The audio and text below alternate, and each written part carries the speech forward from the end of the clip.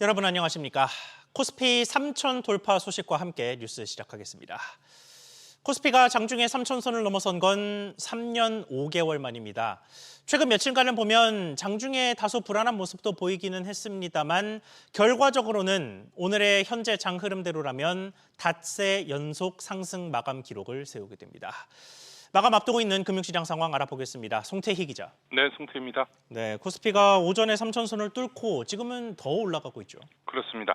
중동발 악재, 관세 불확실성 등 대형 악재에도 코스피 상승 기대감을 꺾지 못했습니다. 3시 기준 코스피 지수는 1% 이상 상승하며 1,011을 오가고 있습니다. 외국인이 3천억 원, 기관이 1,600억 원 이상 매수에 나서고 있습니다. 대외 불안 요인에도 불구하고 최근 외국인의 매수세가 주목됩니다. 상법 개정, 원화 절상 등에 대한 기대감이 작용하고 있는 것으로 해석됩니다. 코스닥도 1% 가까이 오르며 791을 돌파했습니다. 코스피 시장에서 시가 총액 상위 20개 종목 중에 15개가 상승 중입니다. SK 하이닉스, LG 에너지 솔루션이 3% 이상 상승하고 있고 삼성전자, 현대차, 기아도 강보 앞섭니다. 네, 그 외 주요 특징주들 또 아시아 증시 상황도 짚어볼까요? 연료전지 미국 판매 소식에 두산 퓨어셀이 20% 가까이 급등세입니다. 중국 시장 회복 기대감에 한국 화장품이 26%, 아모레퍼시픽이 6% 급등세입니다. 예상됐던 대로 중국 인민은행이 사실상의 기준금리 LPR을 유지 동결하면서 상하이 종합, 홍콩 항생이 모두 상승세입니다. 일본 니케이도 0.1% 오르고 있고 대만 가권지수는 0.4% 하락하고 있습니다. 달러원 환율은 어제 주간 종가보다 5원가량 내린 1,367원 안팎에서 거래되고 있습니다. 네, 이렇게 3천선을 돌파한 코스피는 어디까지 상승할까요? 또 변수는 뭘까요? 단기 과열과 중동발 악재가 추가 상승의 가장 큰 걸림돌입니다. 그럼에도 전문가들은 대체적으로 이번 상승세가 3,200선까지 열려 있는 것으로 보고 있습니다. SBS 비즈 송태입니다.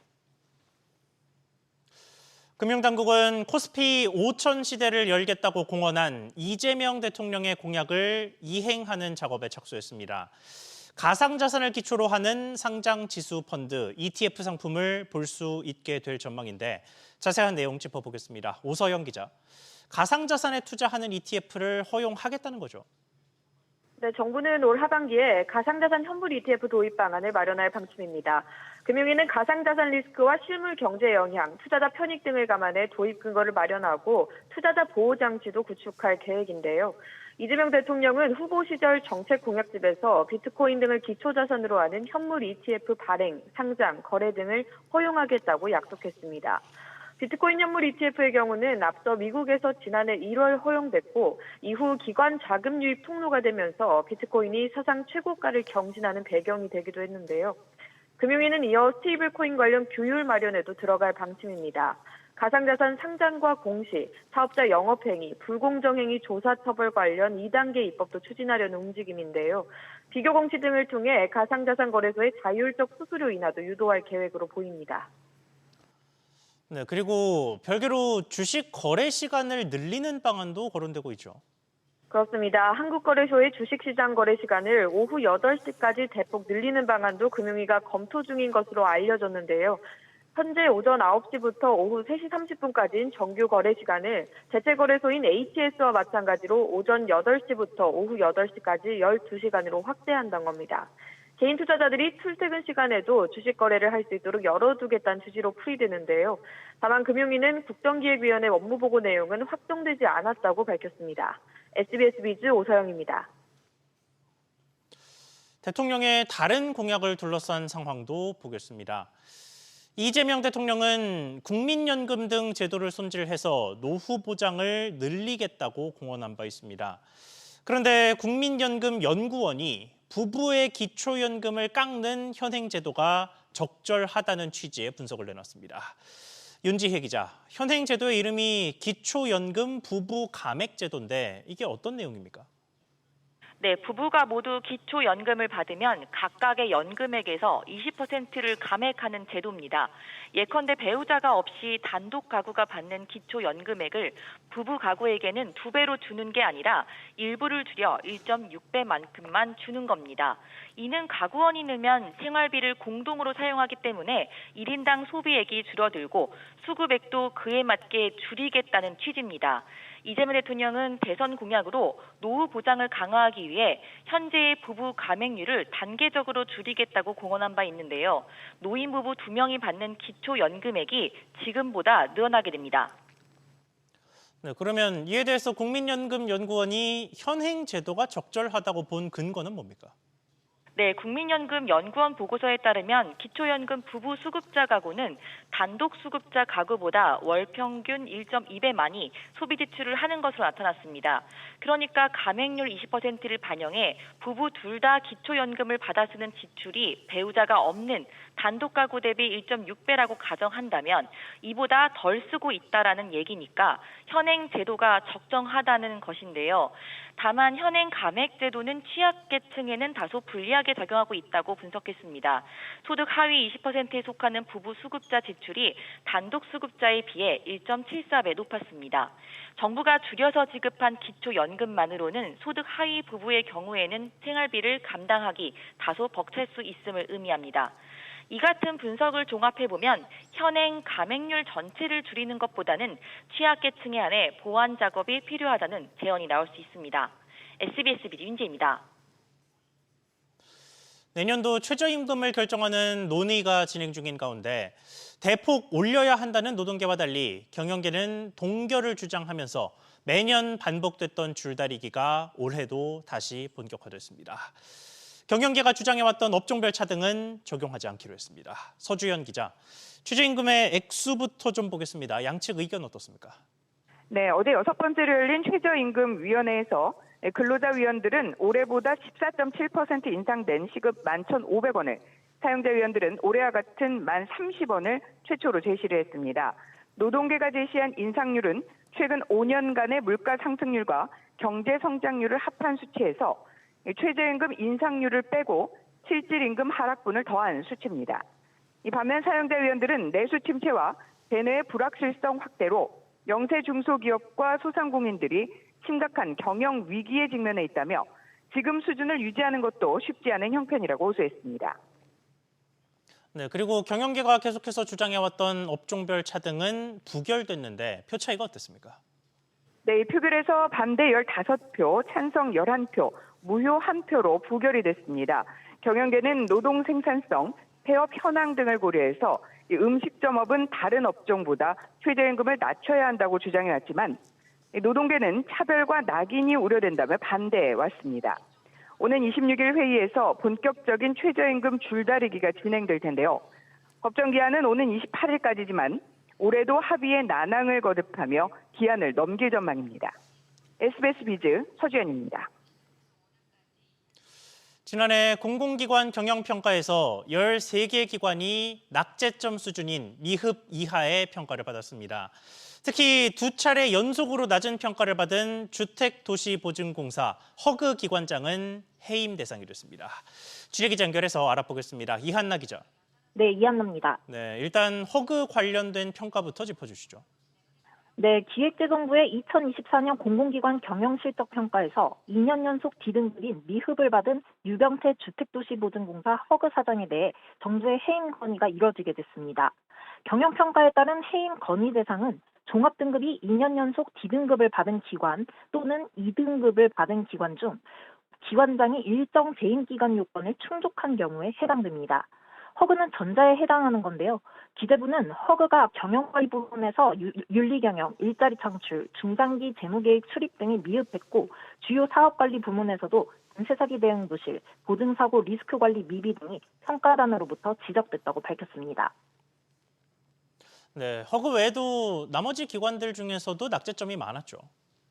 네, 그렇습니다. 이번 공공기관 경영평가 대상은 2023년도와 동일한 87개였는데요.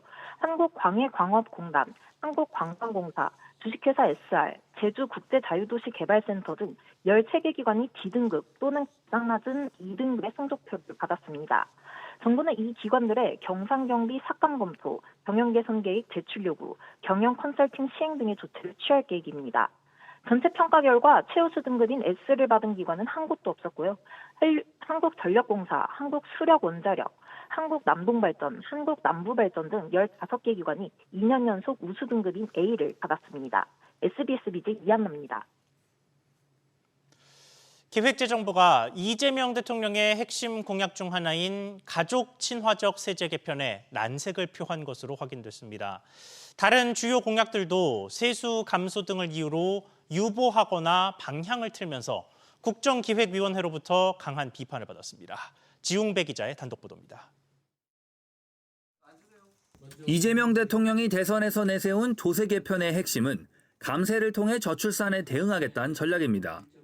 맞벌이 부부와 다자녀 가구의 세제 혜택을 집중하는 방식으로 가족 단위 중심의 과세 체계 전환이 골자입니다.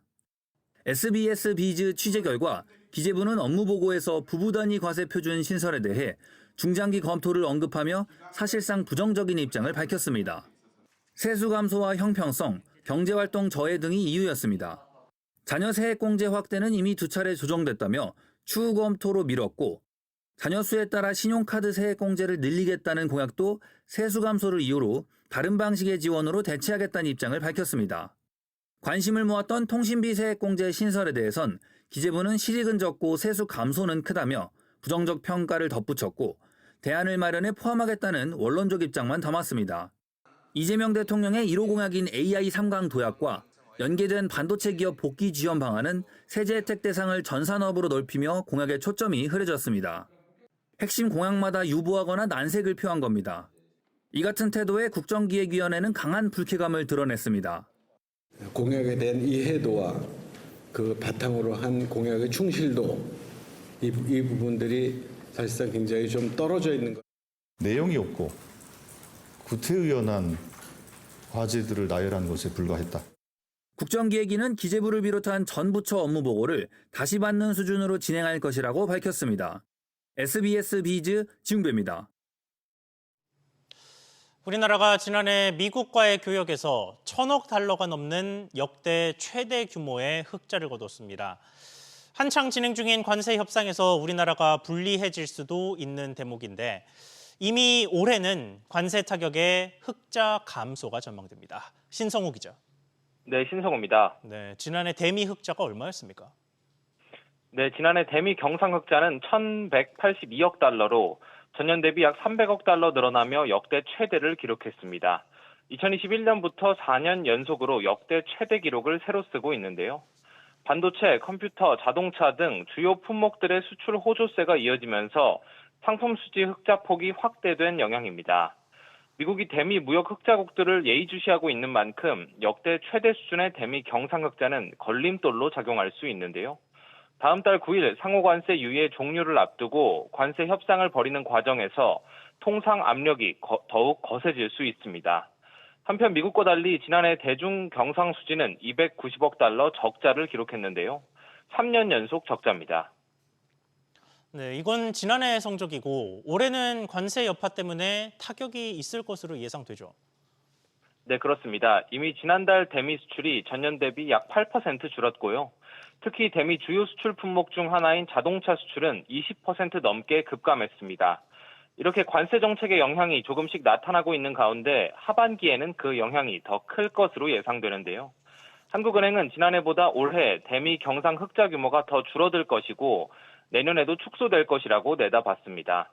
대미 경상 흑자가 우리 경상 수지에 큰 비중을 차지하고 있어 관세 협상에 진전이 없을 경우 우리 경제가 큰 타격을 입을 전망입니다. SBS 비즈 신성호입니다. 서울시가 바둑 판식 분할이나 택지식 분할 등 땅을 쪼갠 뒤에 매매하는 식의 기획부동산을 막기 위한 장치를 마련합니다. 개발이 불가능한 녹지 지역은 일정한 기준선을 정해놓고 분할을 금지할 것으로 보이는데 자세한 내용 짚어보겠습니다. 박연신 기자. 네, 박연신입니다. 네, 서울시 움직임 전해주시죠. 현재 서울시 내 녹지 지역에 대한 택지 분할 기준은 없는 상황입니다. 이에 서울시가 토지 분할에 대한 허가 기준을 마련할 예정인 것으로 확인됐는데요. 개발이 불가한 녹지 지역 내 토지를 바둑판식이나 택지식으로 분할한 뒤 매매하는 등의 사례로 토지거래 피해자가 발생하는 것을 막기 위해 이 같은 허가 기준을 세우는 방안을 검토 중인 겁니다. 예를 들어 녹지 지역 내 임야 같은 개발이 안 되는 곳에 도로를 개설한다는 거짓 정보를 흘린 뒤 토지 분할을 한 후 매도를 하는 기획 부동산을 막겠다는 건데요. 서울시 관계자는 2010년대 중반 지방 부동산에서 자주 발생하던 사기 수법이라며 피해 사례가 발생하는 곳이 있는지 함께 확인할 것이라고 말했습니다. 네, 물론 녹지 지역이 주요 사기의 장이긴 합니다만 다른 용도 지역들이라고 해서 이런 수법이 불가능한 것은 아닌데 다른 지역들 상황은 어떻습니까? 네, 도시를 구성하는 용도 지역은 주거 지역과 상업 지역, 공업 지역, 녹지 지역으로 나뉘는데요. 서울시는 녹지 지역 이외 다른 용도 지역에서도 이런 기획부동산 피해 사례가 발생하고 있는지 조사해본다는 방침입니다. 녹지 지역 외 다른 용도 지역에서도 기형적 분할이 일어나고 있는지 조사하고 필요하면 법 개정을 추진해 토지 분할 허가에 대한 기준을 마련하겠다는 계획인데요. 이를 위해 서울시는 개발이 불가한 토지 분할 현황 조사와 함께 토지 분할에 대한 개발 행위 허가 제도를 분석에 들어갈 예정입니다. SBS 비즈 박연신입니다. 3년 전에 LG화학에서 LG에너지솔루션을 떼어내 분할 상장할 때 모회사 주주들의 권익을 침해한다는 논란이 있었습니다. 그 이후에 나왔던 대책 중에 하나가 물적 분할 5년간은 해당 자회사 상장 심사를 강화하는 거였는데 다음 달부터는 이 5년 기간이 무기한 심사 강화로 바뀝니다. 취재기자 연결해 보겠습니다. 이민후 기자. 네, 이민호입니다. 네, 그러니까 앞으로는 기간에 제한을 두지 않고 모회사의 주주들을 보호하는 노력을 보겠다라는 거군요. 네, 물적분할 자회사를 상장할 경우 그간 분할 후 5년간만 모회사의 일반 주주 보호 노력을 평가했는데요. 이 기한 제한 자체를 다음 달부터 없애기로 했습니다. 거래소는 최근 이런 내용으로 코스피, 코스닥 상장 규정 시행시칙을 개정했습니다. 사실상 그간 자회사 상장에 발목을 잡았던 물적 분할 5년 룰이 강화된 겁니다. 또 거래소는 물적 분할을 우회할 수 있는 영업 양도, 현물 출자 방식 등으로 기업 분할된 회사를 상장할 경우에도 일반 주주 보호 노력 등을 심사합니다. 거래소는 물적 분할 자회사가 상장 예심을 신청할 때 질적 심사를 통해 모회사가 주주권 회복 기회 부여, 주주 소통 노력 등 주주 보호 방안을 충실히 이행했는지 점검했습니다. 이번 개정안은 지난해 12월 금융위가 발의한 자본시장법 개정안 내용의 일환으로 다음 달부터 적용됩니다. 네, 그러면 기업들로서는 앞으로 소위 쪼개기 상장이 더 부담되겠습니다. 그렇습니다. 이번 개정은 지난해 두산밥켓과 두산로보틱스 합병권에서 불거졌던 주주가치 훼손 논란에 따른 강화 조치인데요. 앞으로 상장을 추진 중인 기업들의 계획에 영향을 미칠 전망입니다. 당초 지난 5월 HD 현대로보틱스가 물적 분할된 이후 5년이 경과되는 시점이었지만 향후 추진하게 되면 이 같은 규제가 적용되고요. 티맨모빌리티와 LG 마그나는 오는 10월과 12월, 만도 모빌리티 솔루션즈와 SK온은 각각 내년 9월과 10월, 분할 후 5년이 지나지만 이제는 규제가 적용됩니다. 앞서 반도체 기업 코미코의 물적 분할 자회사 미코세라믹스도 상반기 상장을 준비했지만 모회사 주주 보호 방안을 내놓으란 거래소의 요구에 일정이 미뤄진 바 있습니다. SBS 비즈 이민호입니다. 지난 1분기 전국 아파트 매매량이 지난해 같은 기간보다 16% 넘게 늘었습니다. 부동산 R114에 따르면 1분기 아파트 거래량은 약 12만 3천 건으로 지난해 1분기보다 17,000건 넘게 늘었습니다. 특히 서울은 17,000여 건의 거래를 기록해 1년 전보다 2배 넘게 급증했고 경기도 역시 27% 넘게 뛰었습니다. 아파트와 관련된 소비자 민원이 급증한 것으로 나타났습니다. 한국소비자원은 지난달 1372 소비자 상담센터에 접수된 아파트 관련 상담이 672건으로 지난해 같은 달보다 140% 늘어 품목별 증가율이 가장 높았다고 밝혔습니다. 모델 하우스에는 없었던 빌트인 가전의 단차가 실제 주택에는 있었거나 다른 가전 모델로 이미 시공하는 등의 차이에 대한 보상 요구가 대부분이었습니다.